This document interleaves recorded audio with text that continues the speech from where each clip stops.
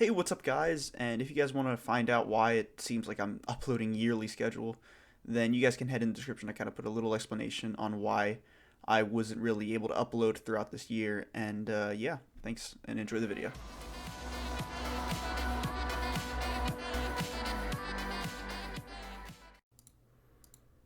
The Chaperone, probably one of the most used shotguns in the Crucible, can be very difficult to use, especially when you are new to it.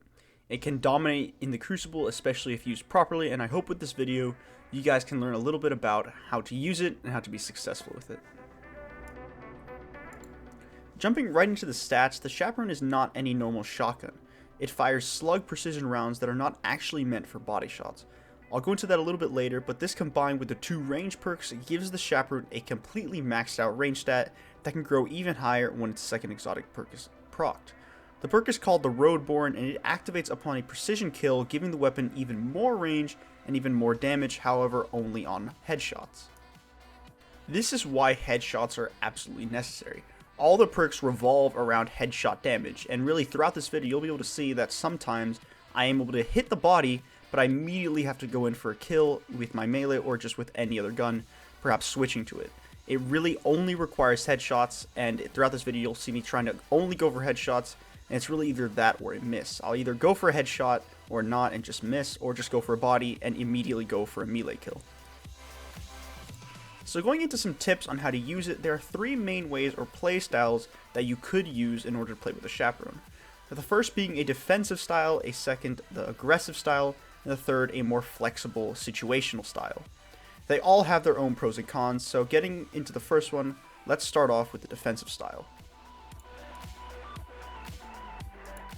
Defensive style really only consists of you trying to put more emphasis on your main weapon rather than on your Chaperone. In this style, you'll be using the Chaperone sort of as an afterthought, only pulling it out when the enemy is rushing you. And the pros of the style only come in during either open maps where shotguns are not that good, and in game modes such as Control and Countdown where the people are rushing you. Apart from that, you really would be sort of wasting the extreme range the Chaperone can offer. This is due to when using this style, you're putting all the power in the attacker, not on the Chaperone. In other words, you're just using the weapon like a normal shotgun, not really using it to its full range potential. So for the second style, it's literally just go balls to the wall and rush at every possible moment.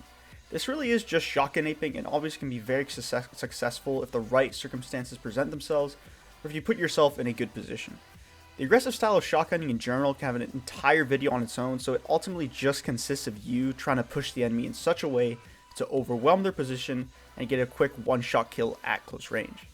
The thing with this is that with Chaperone, it can be much harder to do as you really need to go for headshots, so getting really close to the enemy might not necessarily be better than just trying to get into a good position. Again, Chaperone, shotgunning, aping, it really can have an entire concept.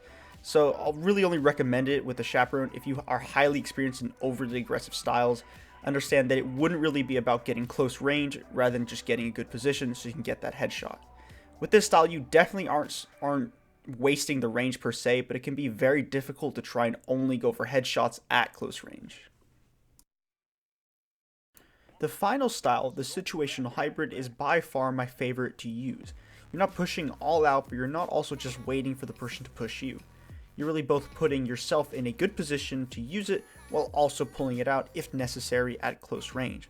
With this style, you really are putting more emphasis on your main gun rather than on your Chaperone. While you still use it much more than if you're just using a passive style, you still treat it much more like a secondary. Some of the common scenarios you'll find is when you're in a doorway trying to push out. You don't really push out per se, you just try to move forward and back, trying to get into a position where it is easy to get the headshot, and then once again push with the exotic perk while also trying to play somewhat defensive in order to allow for some leeway between you and the enemy. It's pretty much a best of both worlds.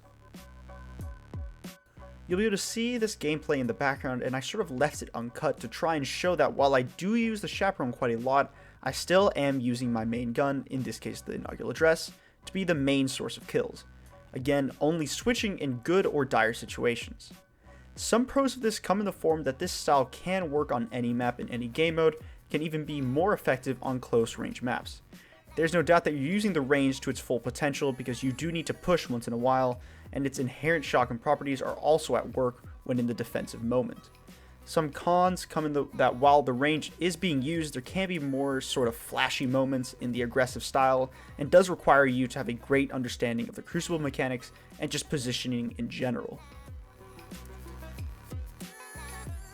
Alright guys, so thank you guys for watching. I hope that kind of makes the mechanics of the Chaperone a little bit clearer, and hopefully it helps you guys out to play a little bit better with it, because it is a very good gun to use and it's a very common gun to use.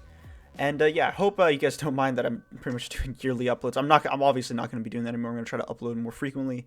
And again, if you guys wanted a bit more of an explanation on why it was gone for, like I said, a year, you guys can head to the description. It'll be a bit clearer on why that happened. So again, thank you guys for watching, and I'll see you guys maybe tomorrow. I can't really tell for now, but I'll be definitely uploading much more frequently. Thanks for watching.